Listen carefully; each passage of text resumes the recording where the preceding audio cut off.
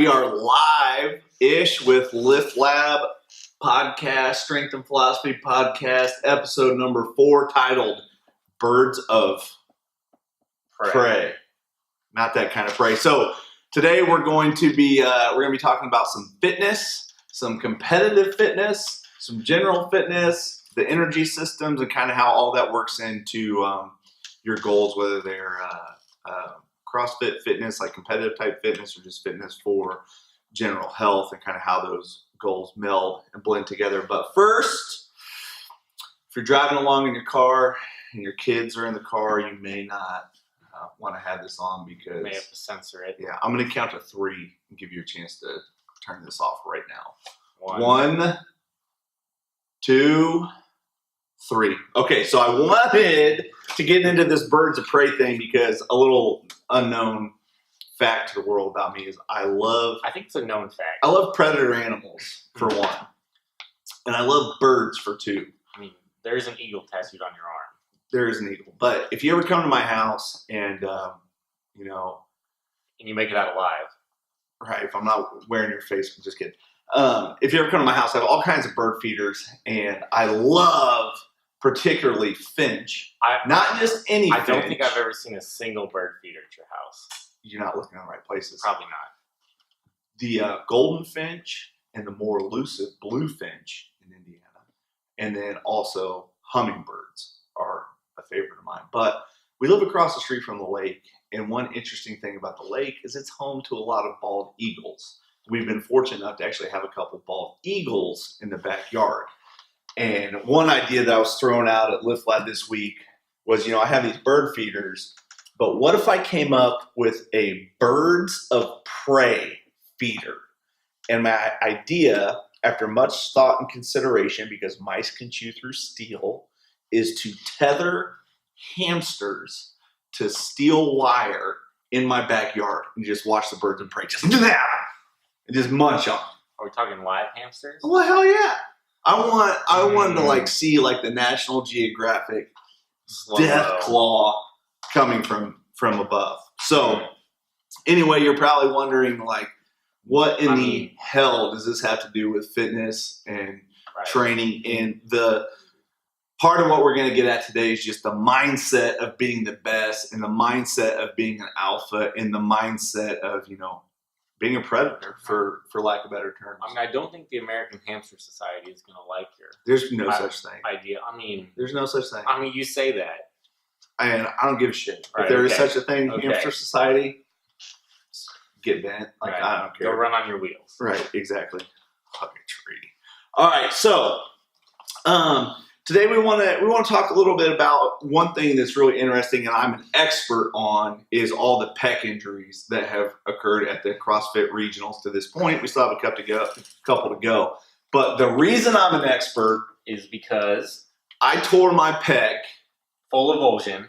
Full tendon avulsion, like a man, doing combat sports. Full titty tear. Full titty tear. So I ripped my right pec tendon completely off the bone at a jiu-jitsu practice. Snap, crackle, pop. While you were being submitted. Hey, you win some, you lose some. Right. There's no place to hide. Just to add, the context to the story. Obviously, in jiu-jitsu, if your arm's getting ripped off, you're not. Right. You're down a little bit. You got beat, which is okay. It happens. Right. It got happens. Submitted. Sometimes you tapped out. Sometimes you're out there in the arena and you just take a beating, but you take it like a man. Were you wearing a tap out shirt? I was not. I don't support that lifestyle brand. Actually, I don't know what I had. But anyway, my gi top had to be cut off because I couldn't move my arm. Okay, so this is a problem. Matt Strata, Endurance Brazilian Jiu-Jitsu. Here's a plug for him. He was there. It was on a Friday night. He is the sensei. And he cut my gameness gi right off. Okay. It's good. And to the guy that ripped my arm off, he would like to remain anonymous because he's my friend. But he was kind enough to follow behind in his Mercedes and watch me all the way to the emergency room where they told me there was a problem. So anyway, when you're talking about having a pec tear, we really have basically 2 kinds. We have a full tendon avulsion, which is what I had, which is where it snaps, and they have to basically pull the tit muscle back up and sew it back on. And I'm at the tail end of the entire process, and I'm in my 7th month of surgery / rehab. And you just started cleaning again. I just started cleaning 50 kilos, and I can like muscle snatch the bar.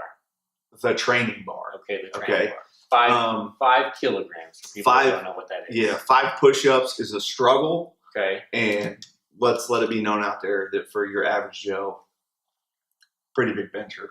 Right. I don't want to brag. Used to be. 10 years ago. Right. But anyway, I have like a level of strength in my upper body that's not just walk around the street strong. And so where I'm going with this is it's hard for me to do 10 push-ups with coming back from a full tendon avulsion because I spent how many months immobilized. Doing biceps. Yeah, exactly. I just couldn't do anything.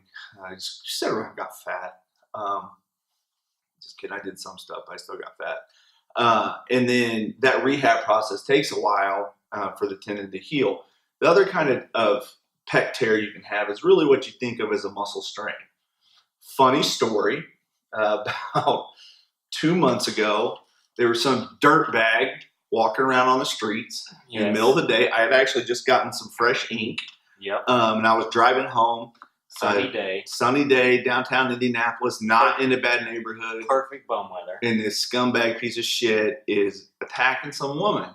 So I, like any red-blooded American, hop out of my truck, go to use those old jiu-jitsu skills, I guess. Basically, I just want to work this guy over. Didn't take time to stretch. Nope. Pulled out my cheetah skills. He takes off running. I take off after him. And like a sack of potatoes, pop, snap. Okay.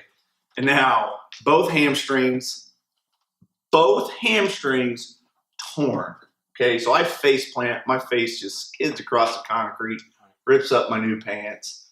The dirt bag runs away, and I'm left to deal with 2 torn hammies. And those were, thank God, were not full tendon avulsions. And that's more of like a 4 to 6 week recovery. You consider it more of a strain. Right. It is technically a muscle belly tear. Still couldn't walk down the stairs. Exactly. Couldn't walk down the stairs. Took you a minute. Yeah. Couldn't do anything really like that. And that non-full tendon avulsion was more painful than when my titty tendon just snapped off. And I could barely move. So in reference to the number of CrossFit pec tears at the regionals, I don't know. My initial thought is those are not full tendon avulsions. Because at a full tendon avulsion, there's going to be a limit to how much you can actually move. And some of these guys were claiming to have torn pecs and then doing the next workout, which involved walking on your hands. There was also one athlete that went over and snatched a PR in the USA weightlifting booth. Put up a USAW Nationals qualifying total. I mean, super strong lift. He got called out by Castro. Called out by social media.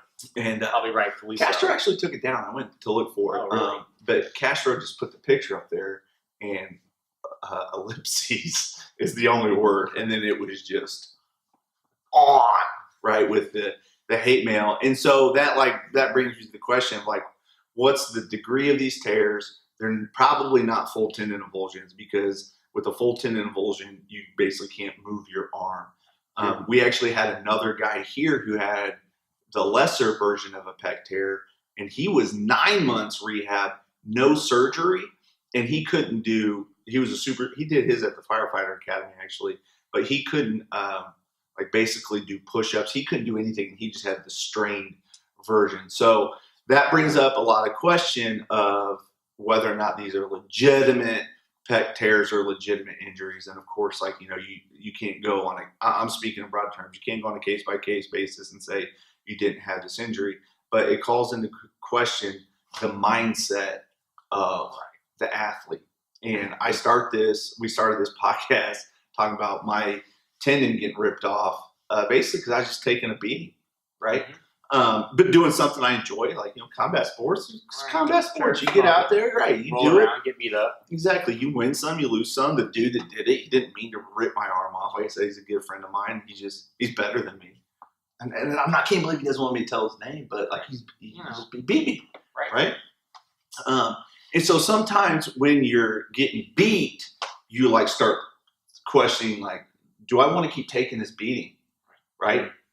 Do I want to like, maybe look for an out, look for the corner, right? And so you look for a place to hide, you look for a place to go, and maybe like some of those aches and pains, you convince yourself that they're a little worse than they are. They're pec tears, they're strains. And again, so you don't know because you can't go case by case basis. I'm 100% convinced some dudes tore their pecs. There was dudes that didn't show up because they did it training, and like I think that's probably a pretty legitimate thing. From a sports scientist perspective, do I think that volume of ring muscle ups and dips and all is like that? Is that a high amount of volume?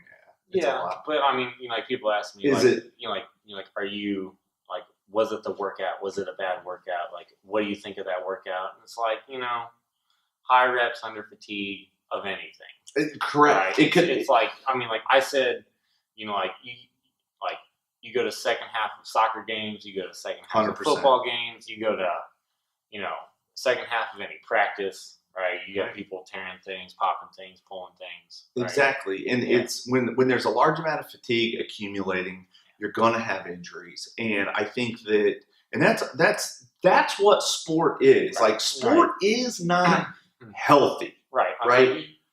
Like you can get hurt. Like 100%. No matter what it is. Throwing a baseball is not healthy. You get in the late stages of the games, you're fatigued. Right. Like motor patterns are worn away. Something pops, something strains, like you're done. Every sprint swimmer ever, shoulder problem. Right? Like it's like we understand it. So now the point that we're getting at is there has to be a line drawn between competitive fitness and fitness for health. All right. And we've seen that in CrossFit as it's kind of melded into the competitive sports side of it instead of the general fitness side. They probably would argue, maybe rightfully so on their behalf, that divide hasn't occurred, but we're definitely seeing it. 100%. And then you ask yourself, would the programming change, right? Would the legendary Dave Castro, would he change the program? And my answer is yes. And the reason I think that it changes is for the same reason that the NFL has changed their position on hits to the head. Right. Not because they care about the health of the people. It's all about protecting your money. It's about putting the best product forward. So if in the competitive sport of fitness, you can't put your best people, your best athletes out there because they're hurt, that damages the product to a degree, right? Like when people show up to the CrossFit Games, right, and you're looking at the individuals, they're not showing up to see the 50th place person. It's great. I mean, that person that got there is extremely fit, really talented. They're having fun, but they're there participating. There's about 10 that are there trying to be the bird of prey. Right. There's about 10 that want to win, and that can win. You want to see that battle for first, right? Exactly. And like the leaderboard change from 1 to 10. You want to see those tight races where somebody's got to beat somebody else. 100%. Right? And that's sport, and that's like the competitive side of sport, right? And so from us, like we're not emotionally involved in CrossFit whatsoever. We're not a CrossFit gym, right? Like we've sent people to the regionals. We sent a team last year to the regionals, but we view it as just another objective set of measures to perform in sport. And now this gets us to the science aspect of our talk today of how do you adequately program for CrossFit. And and when I say CrossFit, understand I'm talking about the sport of CrossFit, because programming for the general fitness aspects is really easy. But the sport of CrossFit, it's a little trickier. So we at Lift Lab use a block periodization type training where based on the way your human physiology adapts, there's ways to optimize each energy system on the way. And we, I'll let other Dan, run us through that real quick. Yeah, and kind of like the 101 sort of basic, first thing is the concept that they all work at the same time. Like this is something that I think people, Correct. when we start talking about three different systems, right? We start talking about the phosphocreatine system, we start talking about the anaerobic and the aerobic, right? We think that like there are three different switches, which I think is sometimes how it's presented. Like I'm not sure the current material that they use always for fitness, but sometimes presented as like they all work independently and they all like kick on at different times at different levels, and that's just not true. Like there's a ton of research, and it got kind of shown like quickly after like the thought of like all three separate. It was shown that no, they all work at the same time, but they work in different percentages, right? Sure. So like the aerobic system can only produce roughly 45 to 50% of your maximal energy when you're giving an all-out effort. So you need another system, the anaerobic system, in order to kick on to produce more energy. And then you have the phosphocreatine, which is short, fast, bursty, right? That's going to turn on to its max when you start doing anything. Like even when you're writing and moving your hands, that's been shown that is phosphocreatine based, even though it's extremely simple movement. It's not necessarily high energy. Sure. It's like your body needs that rapid energy in those muscles, so it's going to burn like that source. So I mean, they all work at the same time, and if you have a greater base like to work from, then like the aerobic system is going to contribute more. Okay, so like the thought that they all work independently, or that like one workout only trains one of them, is not always true. It's like as soon as you drop the bar in weightlifting, or as soon as you drop the bar in like a CrossFit WOD that's heavy, like when you're standing around panting, right, and just like trying to catch your breath, like that is your body, and that is the aerobic system trying to replenish and trying to kick in. Sure. And like trying to supply and just refuel your body with energy. And that's one thing that I think people often don't remember, is that these things are working when you're resting. So we can talk about like how we optimize, which is mainly like the block system, where we look to like develop the aerobic system, because that's going to support everything else that you do. Absolutely. And I think that when we're talking about the competitive sport of fitness, it's interesting to point out like some of the changes in like the traditional sports performance models, where movements like your phosphocreatine type movements, so snatching, right? Your cleans, like your things that by the nature of their individual sports, i.e. Olympic lifting, or their usage in sports performance, have been deemed as movements that are associated with type 2 fiber and this phosphocreatine energy system. However, when you stretch that out over a 12-minute workout, or maybe even a 5-minute workout, it becomes something that is now dependent on type 1 muscle fiber and the aerobic energy system, right. Things are gonna slow down. Exactly, it has to. That's the nature of human nature. Right. And so what we have to do is we have to understand how we're going to optimize training with that global perspective.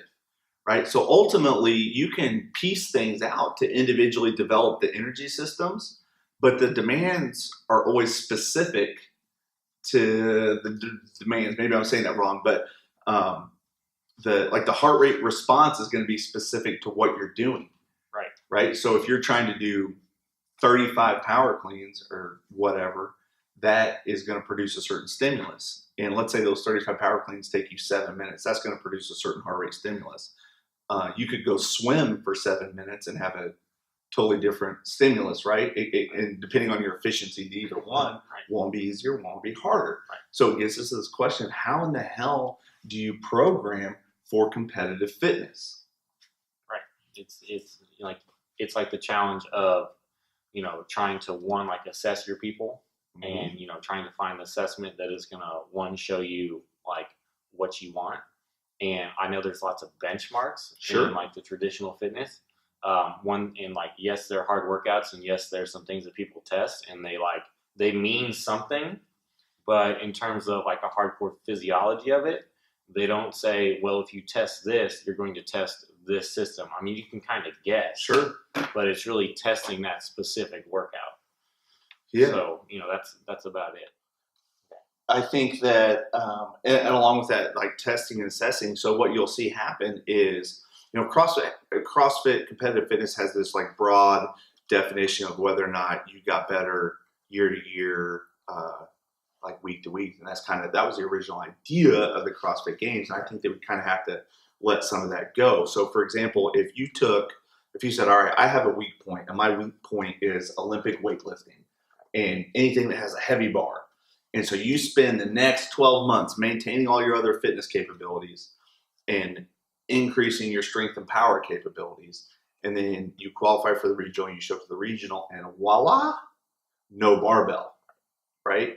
So that weak point you just spent an entire year working on is useless. Right. And you just maintained the other aspects. So from the holistic picture, yeah, you probably became a more well-rounded athlete, 100%. But from the competitive side, you may do worse. And if you're saying, all right, at the regional last year, I got 6th, and I really want to make the games.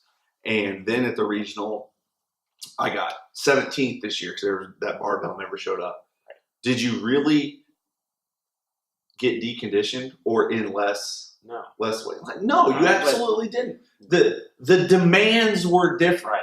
Right. It was a different set of workouts. It was a different event. For sure. And you necessarily can't compare because the event is always changing.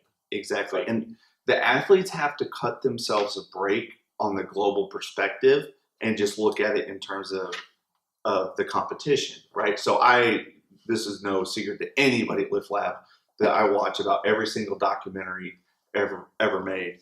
Even the terrible ones. Even the terrible ones, because, hey, you got to have some bad coffee to really know what great coffee is. Sure. So I've watched all the CrossFit documentaries and the Froning documentary. And then the one, I think The Fittest on Earth is the most recent CrossFit documentary, but it had Camille LeBlanc-Bazinet, who prior to that documentary had won the whole thing. She got first. Right. Okay. And then in this documentary, she didn't do so good. Let's just say she was at maybe middle of the pack, bottom pack. I'm not even 100% sure. She just didn't do well. She didn't do well because she won the year before. And so she's like walking back. She's crying. And she makes the comment, well, I'm trying to look for the positive. And this year in the long, like typically the first 2 days they have long events. In the long event, last year I got 39th. This year I got 17th. Right. So it must be better. So I must be more fit. By that same logic and rationale, last year you got first. This year you're not even in the top 20. No. Then you got worse. Right. Right. Well, she really did. Right. She was probably more fit, but the events didn't line up in her favor. The circumstances were different. Right. Okay. It was a different competition. Exactly. And so to really, and not only are the events different from year to year. So like when people test, I'm going to test last year's event and they do it at their gym, right? This kind of bothers me. It makes me insane. So like, let's say they take a day 3 event and they do it and they're like, I only lost to Rich Froning's time by 17 seconds. Right. Well, that is wildly inaccurate. Got to be more consistent. Yeah, so he probably added that in, but he never dropped out like a high workload of all kinds of different movements. And the one thing I learned watching the Froning documentary is dude was just writing shit up on the wall. And he was just like, okay. And he just wasn't really cherry picking. He was just kind of like, all right. Do it. Or not overanalyzing. Absolutely. Not trying to be. And so I think like maybe where we get in, I shouldn't say where we get in trouble, but how we approach training for competitive fitness is we look at it as a traditional block model of optimizing energy systems. And at our like triangle of performance, general physical preparation is this very bottom rung on the triangle. Special physical preparation is kind of the middle, and then peak optimization for sport is at the top. Well, with fitness or competitive fitness, competitive CrossFit, you never leave that bottom base of the triangle because there's no real top. Correct. There's no real specific. Right. You don't have a specific thing you are optimizing for. In Olympic weightlifting and throwing, it's pretty easy, right? You're gonna throw. You're gonna have 6 lifts. You're gonna have so many throws, and you're just gonna do those movements, right? So you can program and optimize to those movements. Same thing with track, running, rowing, any endurance event, rowing, swimming. We all know the distances. Exactly. And we've worked with, a lot of ball sports. Ball sports are in the same category in terms of a lot of different demands. Hockey is a good example.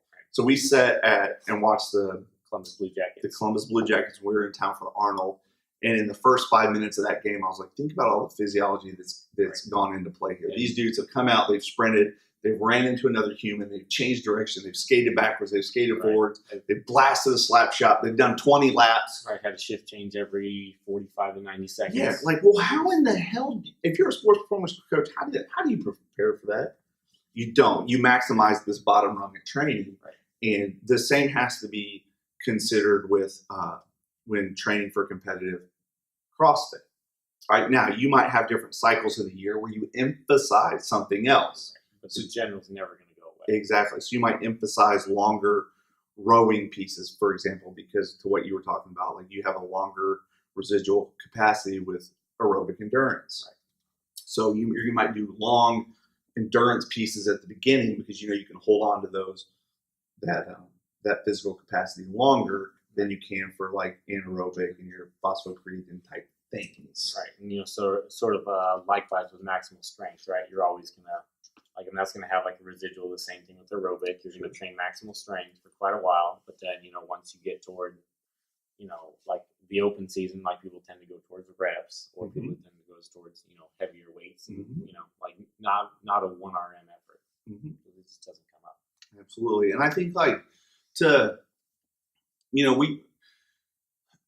when you're talking about training for CrossFit and competitive fitness, it's a big ball of wax. Like there's just a lot of components. And what you can do is you can look at the individual, you can try to best identify where they're weak and eliminate those weaknesses. But beyond that, there's not a lot in your control because you don't know what the competition is. You don't know the environment that you're going to be competing in. You don't know the weather. Like you don't know what it is. You don't know lots of things. Exactly. Like, and even in watching those CrossFit documentaries, they had 2 different times where Castro put them in like seclusion. I don't remember the exact isolation, where they took their cell phones, basically locked them in a box and put them in a concrete room with no windows. All right. And so not only do they not know the competition that they're getting ready to embark on, it also changes like the mental dynamic of what they're about to do, because now they're isolated. The 1 year, like nobody was talking. They were all sitting like really uptight, like, oh my God, what's going to happen? The second time it happened, people were a lot more loose and chit chatting and kind of laughing about things. But those are 2 totally different competitive environments. And kind of for us, what it comes down to is you have to develop a mindset that makes you alpha, that makes you a bird of prey, where you want to go into that arena and you don't give a shit what the conditions are. You're just going to do work. You're going to put your head down and you're going to go. And if you lose, you lose. And you lose. And that's it. And I think like you have to own that mindset for one, and then you have to own the outcome. Absolutely. Right? I feel like some of these pec tears bring into question like the people owning their outcomes. Absolutely. And like I put a post like the beginning of the week where like when you decide and you make that like choice, like when you make a decision, like you shut the door on, oh, I wasn't feeling good today, or oh, like I kind of hurt. Like it makes everything much more black and white, much more clear. Absolutely. And that's part of the mindset of just make a decision, pursue it, and then just live with the end result. Exactly. And start, that's the mindset towards being a competitive athlete. And not all of the people that compete in competitive CrossFit had a sports background, right? So for example, like I use wrestling as one of my favorite sports to work with when we were at Purdue, but those guys had the mindset. And if you watch the NCAA national championships this year, like Penn State pretty much won like on every class. But all those kids, like when they were interviewing right when they came off the mat, they were like, they acknowledged that there was a chance they were going to lose. And they acknowledged that they didn't like that feeling. They acknowledged that they were going to take it. Like if that's what happens, it's what happens. Right. But I'm going out there and like one kid, he had an insane interview. I think it was Zane Rutherford, super talented wrestler. You should look him up. But he was down 2-0. And he said he was like having like a mental conversation when he was like, the guy was like riding him. And he was like, oh, I can't believe I just let that happen. He's like, now it's time to go to work. Right. And then he like textball the guy or something. Like, he just smoked this dude. Right. This is the top level of performance, but you can't have that fear and that embarrassment of I'm going to get my ass kicked. Right. Because that's only going to hold back your best performance. And if you say my goal is to be a CrossFit Games champion and you got 29th in your region, then you got 29th in your region. And you either decide that that's still a worthy pursuit or you don't. But you don't like go half in on it. You go all in on it. You try to make the games. If it doesn't happen, if you do blow your pec out and get a full tendon avulsion, it's what happened. That's competitive nature of sport. And you live with that and you go with it. Exactly. It's inherently dangerous. You know what you're signing up for. When I played football, you didn't need a research study to realize that you're going to get whacked in the head pretty hard, and there might be a negative effect of that. Right? It's, I mean, like today starts, the national championship for rowing, and you've got with essentially East Coast versus West Coast, and you've got schools from both that have recruited people that rowed in the Olympics, and people are like, well, who's going to win? Who's going to win? Blah blah blah. People are going to put it out there, and somebody's going to come away as a winner, somebody's going to come away as a loser, but nobody's going to argue about like the workout wasn't fair or something wasn't good. Blah blah blah. I'm like, you can argue it, but like going in, the event. And the conditions, and there might be a win here, there might be a win there, right? Like the water might be rough from time to time. Like you're gonna own those things, and if you go in and you say, like it's an outdoor sport, these are the conditions, I'm gonna give my best effort, and that's what you leave with. Absolutely. And you got to be proud of that. And Absolutely. I feel like some of these sort of tendon tears and some of these performances, it's like the workout's going in. Like you know what you're good at, you know what you're bad at. Like you got to go put it out there, and then you just live with whatever place you get. You don't like argue. Oh, if they would have had a barbell, I would have done this, and blah blah blah. Like this is like classic. This is what people hate. Yeah. So this is what gets people fired up, and they're like, this is why they hate. This is why they hate on the sport. And just if you're the athlete out there, you have to have that mindset. Like we've worked with so many professional athletes, so many elite athletes. We've also worked with a lot of people that have failed to become elite. That had the talent to become elite, right? And a huge divider is mindset, 100%, right? And we've also worked with people that have become elite that weren't talented enough to be elite, right? But they had such a mindset that they were going to win, right? Like they just weren't going to be stopped, and if they lost, they lost. And I think that full circle, you got to be the bird of prey, right? You have to be the alpha. You have to have, and if you're not the alpha, you at least have to have the mindset, right? And that chance to be the best. So, the divide between CrossFit for fitness and CrossFit for sport is something that I think we saw. And I think like this regionals, and I'm sure the games will be exciting too, which will be there in attendance. But I think that this has to signify like that hard line in the sand of here's the sport, here's fitness. What do you want to do? Right. It's like, do you want to be healthy? Do you want to perform? Possibly get hurt. Exactly. That's your choice. So, but hey, as always, we try to keep it to roughly 30-ish minutes. We went a little over today. I have to tell my crazy bird stories, my tendon avulsions, my legs snapping in half, and that just being kind of part of life. We appreciate all our listeners. We are up to we went from, 3 on the third cast, 3 on the first cast. 2 on the first cast. Yeah. And now we have somewhere in the 300-ish range. So, to the moon, baby. We're pretty much Joe Rogan now. Yeah. All right. Next time, we'll see you. Yeah. Bye.